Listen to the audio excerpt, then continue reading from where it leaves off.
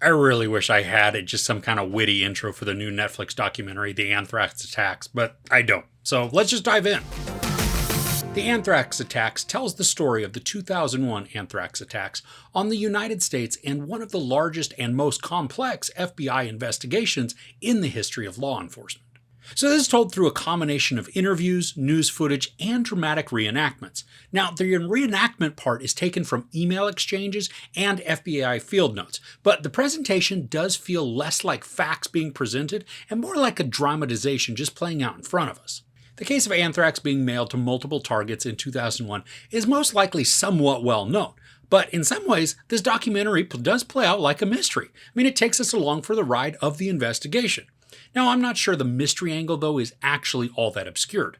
From pretty much the start, when the dramatization portion begins, it feels very obvious where everything is pointing when it comes to the suspects.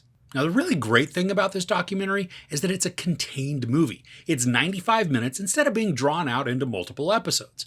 Now, Clark Gregg is featured in the dramatic reenactments as a researcher at USAMRIID.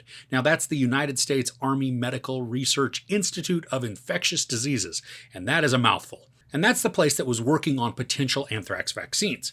I think Gregg does a good job of showcasing a person who is quiet, curious, and odd. And his performance helps to give us an idea of how the real person could have behaved, especially with the words that he speaks coming directly from email exchanges. I think, though, the more powerful information comes directly from interviews. We get to hear from some of the FBI agents who are working the case, so to get their perspective as the investigation went along really helps to paint a picture of their frustrations and then even desperation in their effort to find and arrest a suspect. And I like, too, that this takes some time to give focus to the postal workers who faced the potential anthrax exposure as the pieces of mail came through the post office. The interviews detail out the legitimate concerns that the workers had, and then also the lack of response and action by those in authority. There's one point where the documentary mentions how the postal workers were told that there wasn't any type of threat or danger to them. But in the same instance, there were scientists and investigators showing up in full hazmat gear. I mean, obviously the workers are anxious and uneasy about the events that are playing out in front of them. Now, the very end of the documentary does detail out a very sad scenario when it came to the postal workers and their treatment in the aftermath of all of the attacks. Now, it's pretty disheartening, especially when paired with other information that's shared that's just regarding others who were affected by the same investigation. Now, while I don't think this doc is overly preachy, there is a point that it could have become very pointed in its commentary about media involvement within an investigation. There are still valid points of criticism that are being raised here, but not nearly to the degree that they could have been. There's a scenario that involves a person of interest and how the FBI and the media handled that portion. Now, it's pretty revolting at everything that took place with this individual, especially given how the investigation ultimately plays out. Now, even though this is a fairly short documentary, I think that some of the presentation ends up dragging, and that's most likely due to how the story is being told.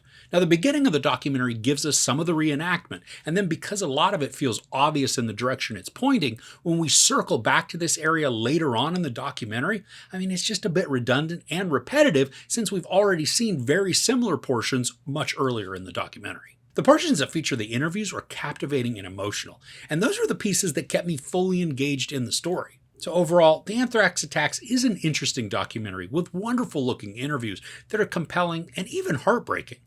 The dramatic reenactments, while acted and produced well, did make this story feel more like fiction than fact. Most of the story moves along quickly and efficiently, providing many intriguing and informative details on the investigation, but there is also a repetitive feeling to some of the story due to having the beginning reenactments reiterate scenarios later on in the narrative. This is a decent watch, but I'm not sure how much of the information is new or unique given how much time has passed since the events unfolded.